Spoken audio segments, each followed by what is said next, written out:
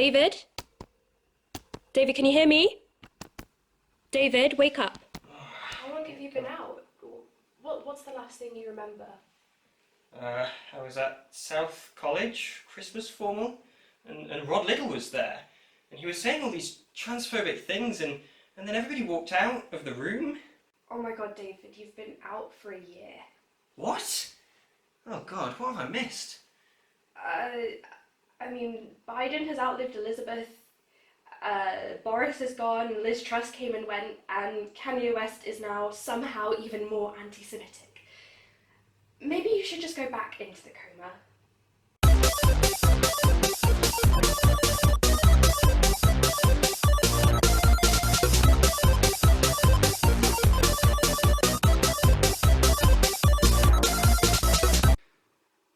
Well, this is a bit awkward.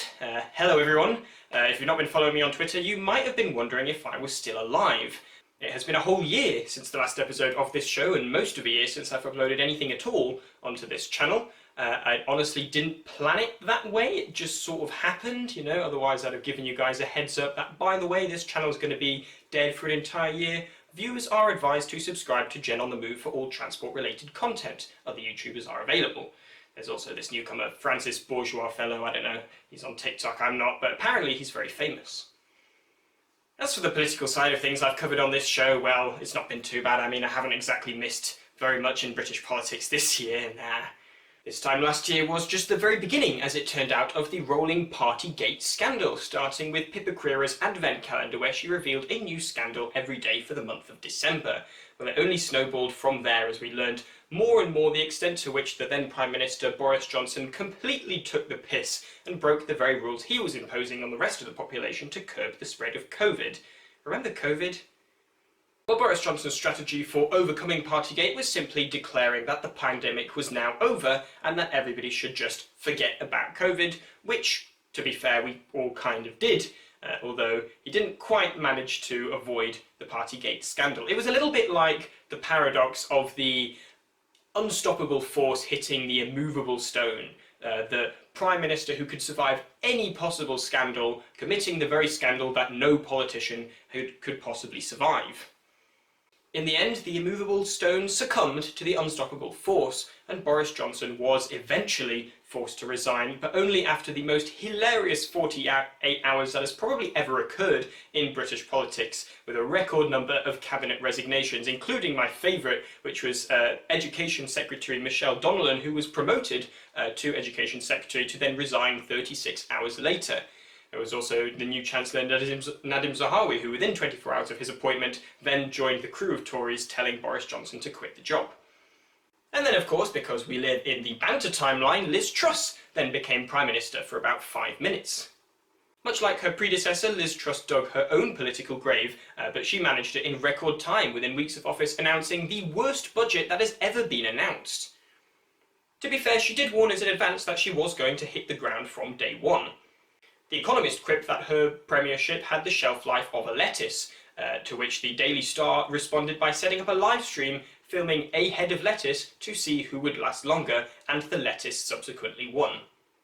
So now we're on to our third Prime Minister of the year. Rishi Sunak gets to have his go at running the country, even though the members of his own party didn't vote for him, let alone the actual UK population. How very democratic. So anyway, what else has happened this year? Well, the Queen died, Russia launched a full-scale invasion of Ukraine, and Elon Musk took over and almost crashed Twitter. So, I mean, you guys have not been living under a rock, you know, you've heard about all this, you've heard the news, you don't need to hear it from me, and I've not got all that much insightful or funny to add, so let's just move on. This has been 2022, God knows what 2023 has in store for us.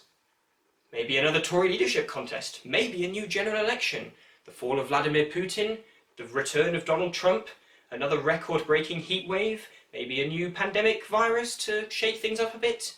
We can only speculate, but we might as well have fun while we do it. Yes, it's time to play yet another game of... Hello and welcome to Place Your Bets, where the aim of the game is to guess what the answers will be on the 31st of December 2023. And since it has been 5 whole years that I've been doing this game, the one person, apart from myself, who has participated in every single game has been Hadassah, and she even won in the first game in 2017, so I decided this year to let her take the reins. Hi. So the rules of the game, as always, everybody gets £10,000, obviously not real money. We answer 5 questions, what is the answer going to be in a year's time, and divide our £10,000 amongst our 5 answers, depending on how confident we are in them. So now let's meet our contestants. I'm, of course, David Frankal. Hi, I'm Hadassah. I have recently just been to the dentist where I was told, due to stress, I have been grinding my teeth so much that they have actually cracked. And I will be sending my dental bill straight to Liz Truss. Hi, I'm Kayleigh, and these are my answers for Place Your Bets 2022. Hi, I'm Philip. I'm David's friend. I don't have any social media presence, so I don't really have any social media to plug, but I'm here to answer these questions in the beautiful Halfton Park on the island of Jersey. Hi, I'm Harry Burr. I'm CEO at Sustainable Transport Midlands, a transport campaigning not-for-profit. David is one of my colleagues within the organisation, and he's invited me on here to play Place Your Bets for the first time. David and followers and friends, hello, it's Gareth Dennis off of other parts of the internet, including RailNatter and Twitter. Hello, let's do Place Your Bets. Hello and Happy New Year. You very kindly invited me back for another year to do this. I'm very, very glad. Thank you. Hello everyone, my name is Alkinoos Kanaris. I am currently 21 years old, a civil engineering student from Athens originally, but I now live and study in Germany, and I also work in transport, which I love. You can find me on all social media at Alkinoos Kanaris. Hopefully it's somewhere around here. David, do your magic, please. Where I post about transport in Germany mostly, but also Greece and occasionally Great Britain. And of course, you will also be getting the once in a while Taylor Swift post, without which my accounts wouldn't be complete. Hello, my name's Paul. I am the owner and driver of City of York number 3. Follow us on Twitter at City of York number 3. I'm also part of the team that brings you Signal of the Day. One signal every day on Twitter, Facebook and Instagram at Signal of the Day. Hello, I am Coastway Will on Twitter at Coastway_Will. This year, I'm sorry, I've broken tradition. I'm not on a PEB. I'm on a 387 Electrostar. But not to worry, it's not the 409 bus from Oldham to Ashton. So I'm not going to fail anything miserably. Hello, my name's Baron and I'm David's dad. And a classic question, who is going to be the Prime Minister of the UK? I am going to put a whopping £6,000 on Rishi Sunak because I think he has managed to outlive Liz Truss, although to be honest that's quite a low bar to be set. But he's been keeping a really low profile, and I think that's a smart move to not get kicked out. Well, I'm going to be more optimistic, and I'm going to put £4,000 on Keir Starmer being Prime Minister by this time next year. I'm afraid it's Rishi Sunak still, but low confidence. We're going for £2,000 on that one, so... By the way, before I start this one, I'm representing myself and not my not my organisation. Personally, I think Rishi Sunak will still be the Prime Minister in a year's time. I don't think they're going to call a general election. They'd be asking for their own political suicide, and I'm going to put £4,000 down to that. So I think the Prime Minister of the United Kingdom is going to be Rishi Sunak, unless some sort of massive scandal happens or some sort of unthinkable event. The Conservative Party is not going to replace him because they know any replacement is going to be more scandalous than just keeping him in power. So he will be the Prime Minister. He's going to be pretty quiet in the background all year, try not to ruffle too many feathers, and they're just going to be gearing up for the 2024 election, which I think in all likelihood they're going to lose. So I think we're going to have Rishi Sunak as next Prime Minister, and I'm betting £4,000 on that. First of all, for £4,000, I'll be betting that Rishi Sunak is still the Prime Minister of the UK, unfortunately. So, I'm going to go for Rishi Sunak, and I'm going to put a cool £5,000 on that. We had a record-breaking 3 Prime Ministers here. So you've probably heard enough about it anyways. Absolutely stupid scenes in Westminster, as booked. However, now that they've got Rishi Sunak, I think the Tories are going to want this thing called stability, which they're never going to get, but a start is by making Rishi stay as Prime Minister up until next year, and I'm going to put a very healthy £3,000 on that. I'm going to put £5,000 on this because I am really certain that in a year's time the Prime Minister of the UK will be the leader of the Conservative Party. I don't think the Tory party as a whole is silly enough to go to a general election because they'll know they'll lose. They might have a leadership contest, but I think they'll probably avoid that as much as they can because they wouldn't be that stupid just to... maybe... It's probably Rishi Sunak, but my money is on the leader of the Conservative and Unionist Party. So I will actually bet Rishi Sunak. I know that the Tories have been through a lot the last year, so I think that they'll actually try and keep Rishi Sunak in power because they wouldn't want to lose their majority in Parliament in any way or lose more public support because, as far as I'm considered, they are pretty unpopular right now. Am I sure? No, and this is why I will just be betting £1,000 on this one. Unfortunately, I'm a pessimist, and I've been teased with a snap election all year around since we consumed 3 Prime Ministers in 2022, and my guess is that Rishi Sunak will still be Prime Minister by the end of next year, and I'm willing to bet £5,000 on that. Question number 2. What are Boris Johnson or Liz Truss, both former Prime Ministers as of this year, what are they up to? Pick one. I'm going to put £1,000 on Boris trying to get back into the Prime Minister role again. We've seen him do it once and he's just left the race just before Rishi Sunak came in, so I think he might try again. I am going to put £1,000 on Boris Johnson bullying the BBC executives into letting him take over as permanent host of Have I Got News For You, causing Paul Merton and Ian Hislop to resign as panellists in protest, a bit like when Bake Off moved to Channel 4. For number 2, I'll be placing £1,000 on the bet that Boris Johnson is spending his Christmas as South's 2023 Christmas formal surprise guest.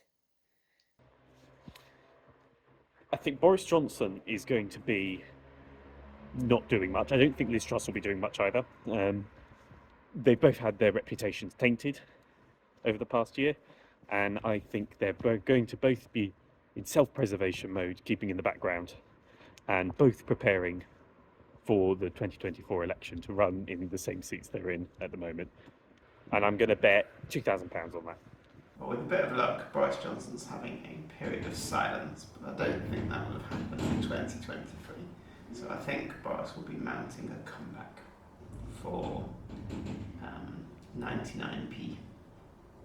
I would not like to speculate on Boris Johnson at this stage, but I reckon Liz Truss is going to be commissioned by the BBC to make a television series, an 8-part series on pork markets.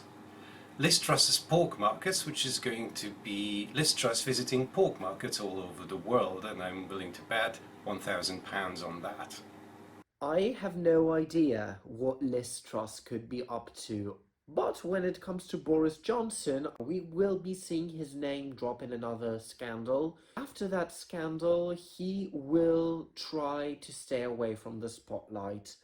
I don't know if that's going to be the end of his political career. I'm pretty sure he will be living a rather luxurious life with lots of trips to Italy and France. And I am betting £3,000 on this one. Well, Bojo is on holiday in Greece once more. And I am going to put £2,000 on that. We're going to go with Liz Truss, and even though she's a plank, Liz Truss is doing nothing because the patriarchy is strong. So and we're putting another £2,000 on that because it's reasonably likely. This will be a bit of a controversial one, but I think in a year's time, Boris Johnson would have resigned as an MP. I don't think he'll be very happy not being in charge, just representing some random London constituency. I'm going to put £2,500 down to that. For question 2, I'm putting £2,000 on this. I'm not allowed to say Boris is up to being a usual prat, so I'm putting £2,000 on Liz Truss doing the Theresa May thing. That's sitting on the backbenches, quietly sitting, watching, and plotting. Question number 3. David, what do you think is going to be the latest royal family scandal?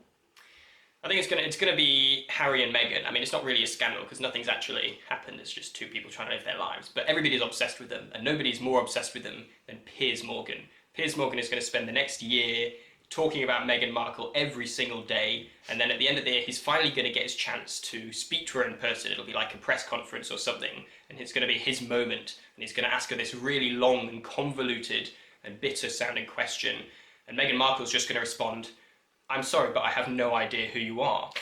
And I'm going to put £1,000 on that. I'm going to be similar. I'm also going to put £1,000 on some kind of interview or Netflix series scandal. Again, very likely to be around Harry and Meghan and a continuation of that. Well, they still exist, and that I will put £999 and a penny. Now, this is a bit difficult to predict since this year we had everything conceivable from tabloid dramas to the passing of a monarch. So I'm guessing the latest royal family drama next year might be that it transpires that Prince Harry actually enjoys watching The Crown. And of course, nobody wants that. I'm willing to bet £1,000 on that. There are going to be pretty significant cheating rumours for Meghan Markle. They will be also involving a minor royal somehow. So not the names you see every day on TV and you read about in the press. And I will be betting £2,000 on this one. By the way, I'm by no means into the royal family. I do not keep up with them. I think Harry and Meghan will want to come back to the UK, take up their royal duties again, be back in the spotlight, and I'm going to put £1,500 down to that. King Charles is going to have made it illegal to sing God Save the Queen, so whenever anyone fluffs their God Save the Queen, King, they get put in jail. I'm going to put £500 on that one, not hugely likely. I'm going to put £1,000 on us getting an out gay member of the royal family. I don't think it's going to be anyone core, but someone somewhere around the edge is going to come out and it'll be fine. King Charles has been doing something a bit dodgy with some expenses, and I am going to put just a single £1,000 on that. I think that either Beatrice or Eugenie are going to be somehow derided in the tabloid press, and one of them are going to leave the family in the same manner that Harry and Meghan did. And I think it will happen quite late in the year, but I think the way that tabloid press treat women in the royal family means that neither of them are going to be willing to stick around, especially if they don't have any royal duties. And I'm going to bet £1,000 on that. I am betting £1,000 that Prince William is making his own Netflix series to rival the Meghan and Harry Netflix series after seeing its popularity. Question number 4. What is Elon Musk's latest embarrassing gaffe and or scandal? I'm going to put £1,000 on some kind of SpaceX scandal, maybe something like, why are you investing so much in other planets while ours is currently burning? I'm going to put £2,000 on Hyperloop or Boring Company not taking off. And so to make it more viable, he's going to refine the concept. He's going to base it more on conventional technologies, lower costs, and he's going to keep refining it sort of iteratively over time until he ends up basically just reinventing high-speed rail or just underground rapid transit. And he's going to brand it as this new thing when it's actually just high-speed rail. There is going to be a awful fire in one of the Tesla tunnels, which I think is currently in Las Vegas, I think it's where he's built them, where a few car occupants have died, and he's going to take no responsibility for it whatsoever, and I'm going to put £2,000 in it. He will tweet a nude. He will tweet a naked photo, and what I will add is that this naked photo will be of a former spouse of his. I will just bet £1,000 on this one. Well, Elon Musk has been nothing short of entertainment this year, so next year I don't expect him to do anything differently. So I'm guessing that he's going to bid on purchasing the International Space Station to turn it into his personal residence. And I'm betting £1,000 on that. I think the next Elon Musk controversy will be him trying to merge Twitter with Donald Trump's platform, in case they want to make it any worse. I'm going to put £1,000 down to that. Elon Musk and Donald Trump like each other, so. I'm guessing that Elon Musk's latest scandal is that Twitter is found to be run from the profits of AI-generated NFTs, which are produced on the back of stolen NFT artworks. I think Elon Musk is still going to be doing stuff with Twitter. I think enough of the population's addicted to Twitter that Twitter's not going anywhere, even if it's owned by Elon Musk. And I think, despite everything he's doing, people are going to keep using Twitter because, it's social media. Everyone's on it already, so people aren't going to move to another platform. However, I think he's going to keep making stupid little changes to Twitter that aren't really that popular, except with a small minority of people, and are kind of focused on making money rather than improving user experience. So one such thing could be like a super retweet thing or something like that, where your tweets get put to the top if you pay extra money or say nice things about Elon or something. And I'm going to bet £2,000 on that. He's pretty much kind of conquered the skies. He's still trying to get his Teslas to drive properly on the road, so I reckon he's now going to look under the sea. He's going to be found destroying sea urchins while mining for minerals for the batteries in his Teslas. Something like that. Under the sea. Yes, you're singing it too now. He gets £1,000 on messing something up. Nothing. He's dead. There's no chance he'll see out 2023 at the rate he's going. I think he'll have done some moonwalking out of a Saudi embassy by that point. And I'm putting £4,000 on that one. I think that's pretty likely. I think he's bought the NHS. For how much? Not how much has Elon Musk bought the NHS for, but how much money are you... I think he got it at a discount for 50p. No, I'm going to bet 50p. And finally, question number 5. Which celebrity or politician from anywhere in the world is making an arse out of themselves? That's a tricky one because they're all constantly screwing up all of the time. I'm going to put my final grand on Trump trying to do something to undermine the election to get re-elected. He's kind of a broken record at this point. I think it's just going to be a continuation of that. I'm going to put my remaining £2,000 on Viktor Orban, Prime Minister of Hungary. He's going to be doing this sort of press conference-y photo opportunity thing on one of Hungary's borders, maybe with Serbia or Romania, and it's all about border security. He's got a bunch of armed soldiers with him, and whilst he's doing this press conference or photo opportunity, they're accidentally going to walk across the border, and so in doing so, Viktor Orban will accidentally invade one of Hungary's neighbouring countries, and it's going to be a big diplomatic embarrassment. He's going to have to apologise in person to the Prime Minister of whichever country that was, and it's going to be a bit embarrassing, but also a little bit kind of devious, like, ooh, look at me, I'm Viktor Orban. Keir Starmer is who I'm picking. Keir Starmer, once again, I think I picked him last year as well. He is introducing he's proposing a policy trial to return capital punishment, and he's going to do that trial in Basingstoke. And I'm putting, £1,500 on that one. There we are. Happy New Year, everyone. Come watch a RailNatter, and I will see you all. I'll see you all soon when I watch the video. Cheerio. For the sake of old times, I'm going to count Chris Whitty as a celebrity and say he will go on I'm a Celebrity in the next year. You never know. And I'm going to put £1,000 to that.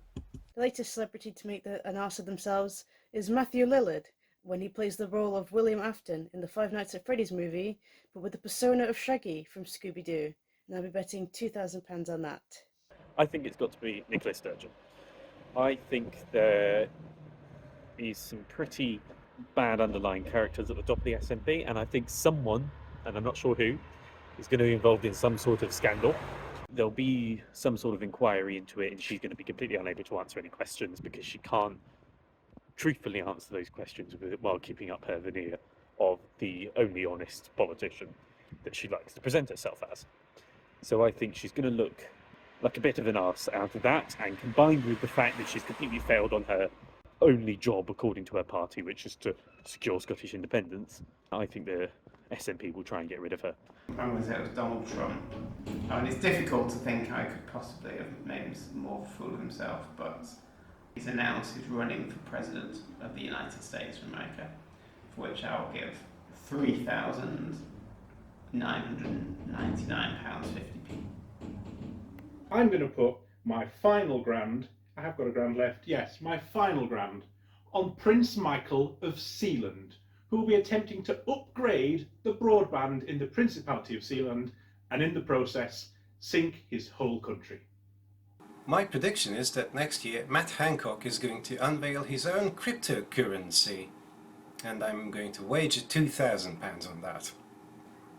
It's James Corden, and if you know anything about celebrity tea and drama and everything, then James Corden doesn't come as a surprise. We know he has been treating people around him very poorly, but I do believe that the allegations that will come out within 2023 will be significant, or at least way more significant than the ones up until now have been.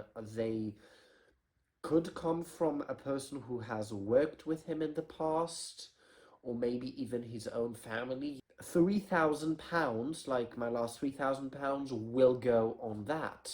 We are going to go to Mark Drakeford of Wales, and he has proposed that there also be an independence referendum for Wales, but the polls just do not match in favour, and I can only bet 2,000 on that, so you know what, I'm going to bet 2,000 on that. But anyway, enough about other people and the wider world. I mean, if you're still watching, you're probably interested in what I've been up to for the last year, and why I haven't uploaded anything on this channel, and when I'm going to start uploading regularly again. Well, I'm going to answer two of those questions. Well, there isn't really one single reason I haven't uploaded anything for the entirety of the last year. The reason I stopped uploading initially is because January, February of this year was second year summative season, where I had a major essay deadline every week for 2 months, which was hell. On top of those summative essays, I also had to start planning my dissertation, which I write in third year, and as a group we had to start planning a research project that we would undertake on a field trip. And I was also sending off various applications for placement year roles on top of all that. It was a very stressful period, and probably the low point of the year, but I survived, and not only did I survive, but to be fair, I produced some pretty banging essays on the UK's border wall infrastructure in Calais, refugee camps, post-colonialism in the nation-state, electric vehicles and carbon capture. So, as for what I'm proposing to write about for my dissertation in third year, I'll leave that to you to speculate, but I will say you probably wouldn't be surprised if I told you. At the end of March, as human geographers were due to travel to one of 4 UK cities to carry out a research project. This was to be our very first field trip of this degree course, because in first year it was COVID and our field trips were cancelled and replaced with virtual field trips on Gathertown, which, to be fair, our lecturers did put a lot of hard work into, and I appreciate that. However, they were not quite the same as going out on a real field trip. It did feel a bit like Club Penguin. My group were due to travel to Liverpool to do a research project on veganism in the city, but it wasn't to be because our field trips fell victim to the ongoing industrial dispute between the university and the UCU. Now, I'm going to be careful what I say here, but the short of it is the UCU's demands were completely reasonable, and it's completely the university's fault they failed to sit down and hammer out a deal with the union, and our education, including our field trips, was impacted by that. We miss lectures. I mean, us students are the ones who pay £9 a year for our education. It's the university who should be making sure they deliver that service that we're paying for. At least when the railway is on strike, you get your money back if you've got a ticket for that day. Towards the end of the year, there was also talk of a marking boycott, which would have been even more impactful. It basically meant lecturers would have refused to mark students' essays and exams, which would have had quite a significant impact, especially on graduating students, because they would be, they'd have extra difficulty entering the job market. That was a controversial one. I argued to the student union that actually this is quite a different kettle of fish to just regular strike action, because it would have such a big impact on students.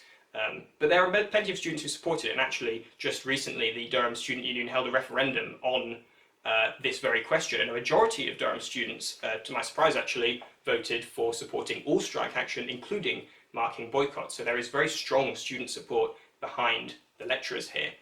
But to get back to the point, yes, our field trip to Liverpool was cancelled, but I said bollocks to that because I'm a grown adult and I can travel wherever I like in my free time, so I went to Liverpool anyway and just did some sightseeing. Now, having lived in Manchester for 10 years, Liverpool was in that sort of blind spot distance where it wasn't quite close enough that I'd go there regularly, but it also wasn't far enough away that I'd go for a weekend away. So I just didn't go very much and didn't see much of it. So a proper long weekend in Liverpool was long overdue. And I'm immensely privileged to know a few people who live in the area who showed me around. I even got a very extended backstage tour of the Birkenhead Tram Museum. In April, my parents and I headed north of the border again, ticking off the Caledonian Sleeper, which is something it's been on my to-do list for a while. We went all the way up to Fort William. Caledonian Sleeper usually runs via the west coast, but on this particular occasion, we were taken up the east coast main line from London King's Cross all the way up to Fort William, which is quite an exciting, rare journey I got to experience. We went to see the Glenfinnan Viaduct, the one that was featured in those films, yes, and also went to Loch Ness, which was serene and beautiful.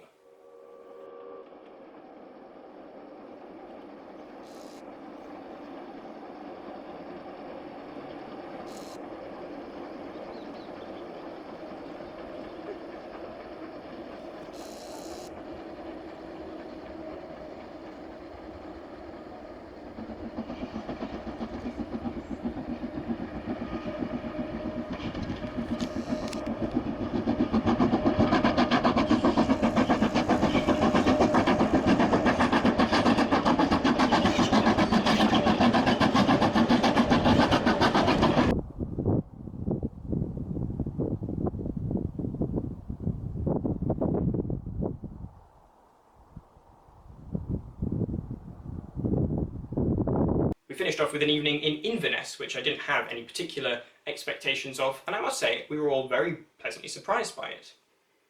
All of this we did by train in the UK, and I know I'm immensely privileged to say this, being able to sort of get the best of both worlds and travel near and afar, but sometimes the best travels are nearby and can be done by train, and certainly my trips to Scotland over the last year have been amongst the best ones I've done.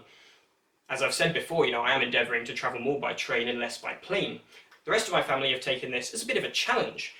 So when we were planning a May half-term holiday, I said to my family, listen, I'd like us to go somewhere that I could go by train, even if you're flying there, somewhere we can meet in the middle.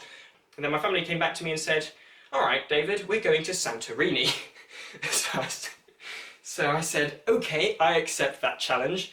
In the end, we compromised. I took the train all the way down there and ferry, and then flew back from Santorini back to Manchester. It was literally a journey from one corner of Europe to the other to explore Athens and Santorini, both of which were magnificent.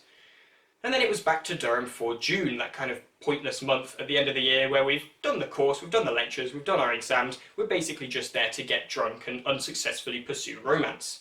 Well, amidst all that, I took a few days to slip down south to go and have a look at some trains in a field in Long Marston, as you do. Joining us now, not very live, is our Rail Live correspondent, David Frankal. Thanks, David. Yes, I am here at Rail Live 2022 at the Long Marston Rail Innovation Centre. Today is Wednesday, 22nd of June. I'll be back here again tomorrow. and this is basically a massive trade show industry event. A lot of it is a lot of technical stuff, different bits of the rail industry trying to sell stuff to other bits of the rail industry. Everything from lighting, signalling, maintenance equipment, these vehicles here. But what I'm particularly interested in, as well as learning how the industry works, is also some of the rolling stock they have on display here, and I will show you some of what there is to see. A lot of the rolling stock being displayed here, like this train behind me, are older passenger units that have been converted either to some sort of network rail maintenance use, or in this case to hydrogen power. So this is the class 799, number 201.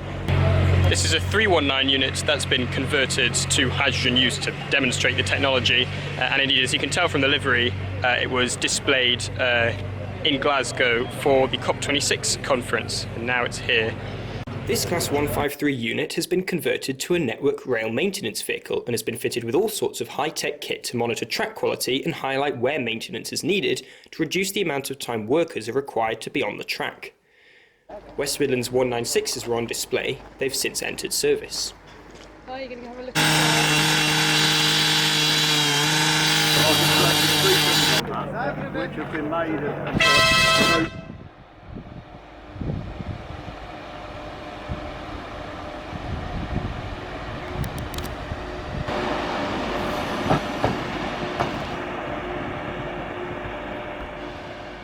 This old Midland Metro tram was being used at the event by British Transport Police to demonstrate their response to an armed attacker. I couldn't actually work out who owns the tram and what it's otherwise used for. The following clip contains shouting and simulated violence, which some viewers might find distressing. Other viewers might feel a sense of nostalgia for Season 6 of Line of Duty.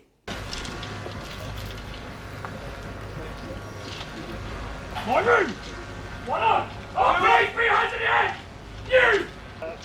Get up, move away from it! Do not take the time! Please stand up! Face me! Face me!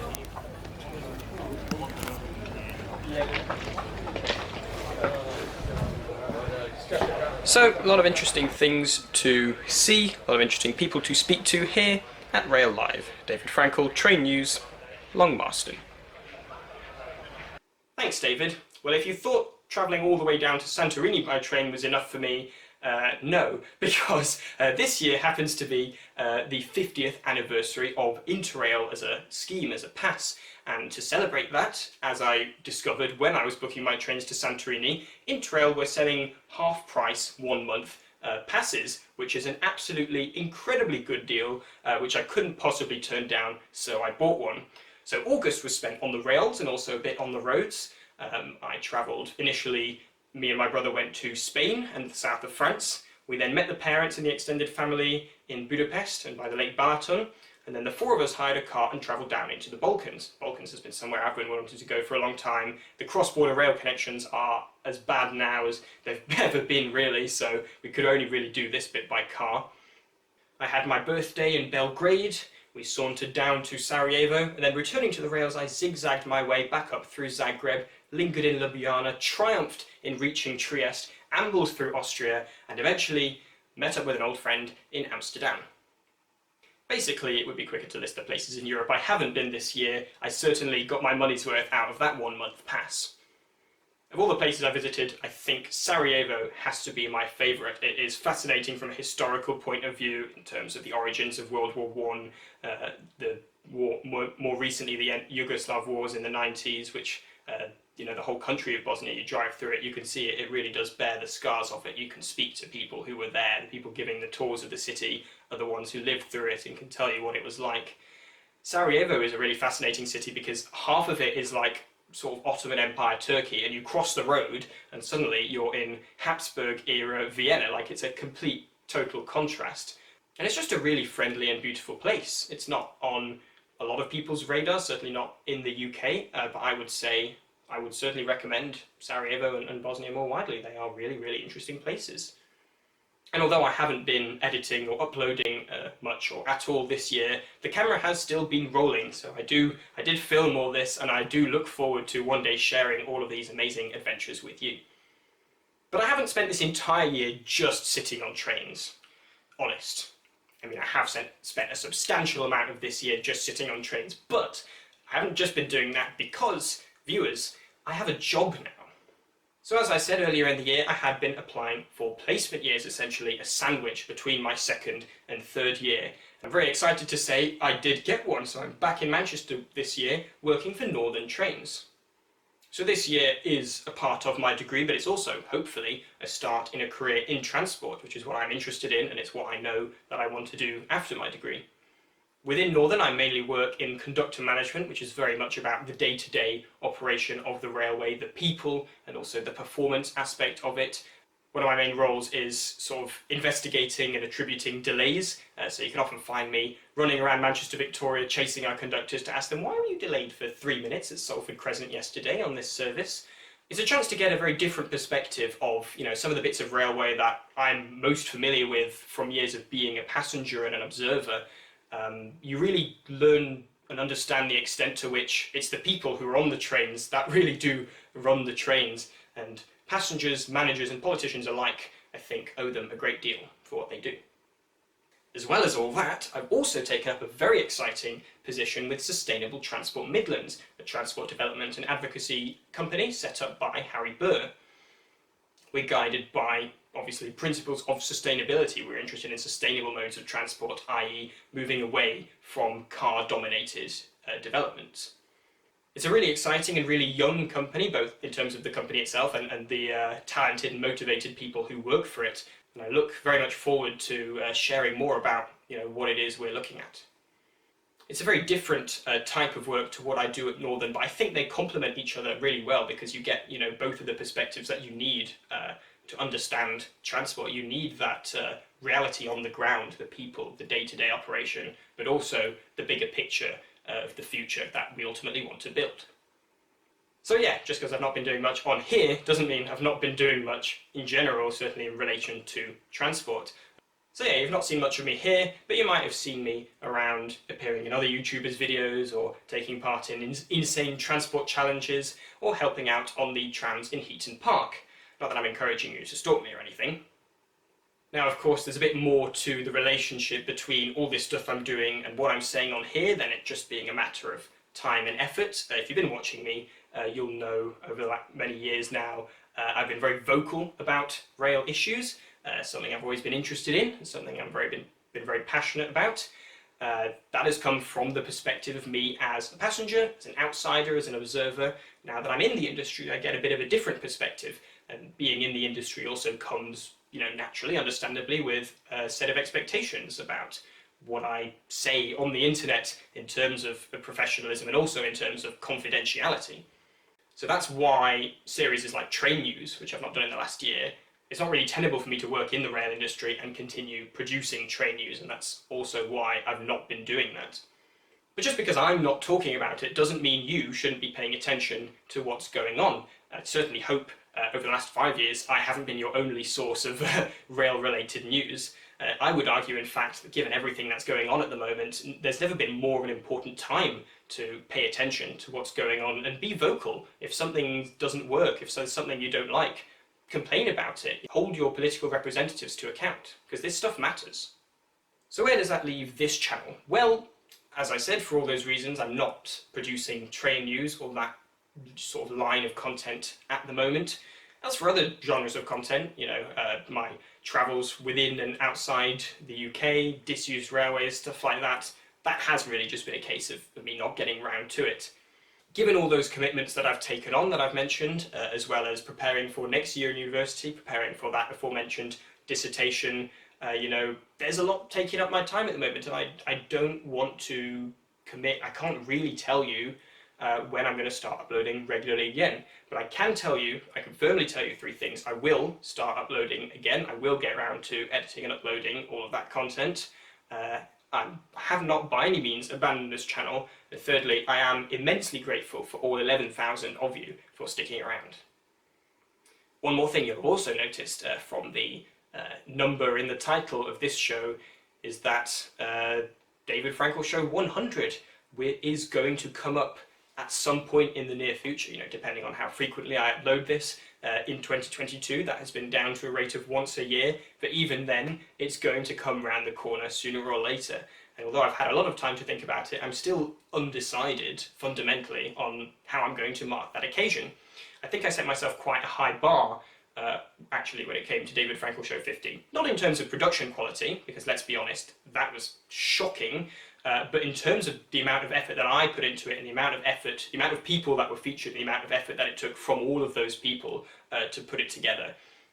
And to be honest, I'm not going to do that again. It's not going to happen. So it's not going to be like that. It's not going to feature that many people and that many things. But I do want it to be special. So, you know, you're my audience, especially the ones of you who've made it this far into the show and are still watching. You're clearly interested. I want to hear from you. What do you want to see from the David Frankal Show 100? And what do you want to see from this channel in general? What should I bring back? What new thing, perhaps, should I do? Please do feel free to share your thoughts in the comments or tweet me if Twitter's still a thing by the time you're watching this. And on that note, me and my parents are off for one final adventure of the year, crossing the sea to Northern Ireland. But that'll be an adventure for another video, which I will upload one day. Thank you all for sticking around, have a very happy new year, and please subscribe. And now for the train spot of the week, or rather train spot of the year. On a day between strike days, one of the very few services running from Manchester to Victoria was a charter service, the Northern Bell.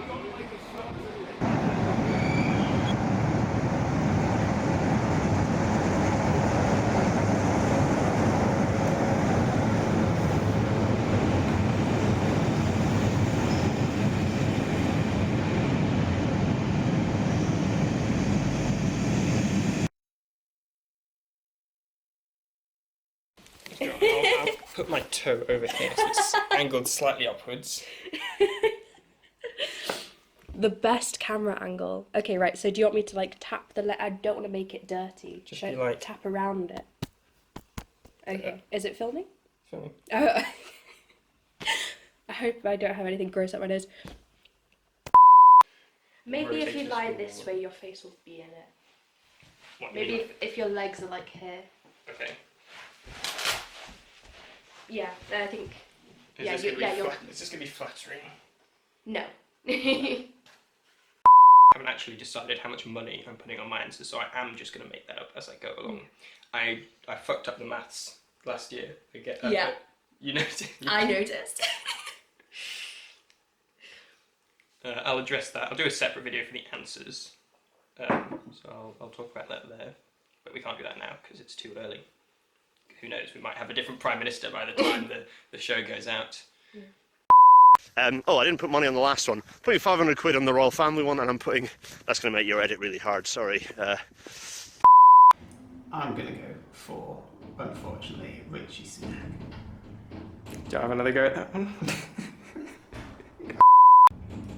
Well, they still exist. See, seems like you're casting a very wide net.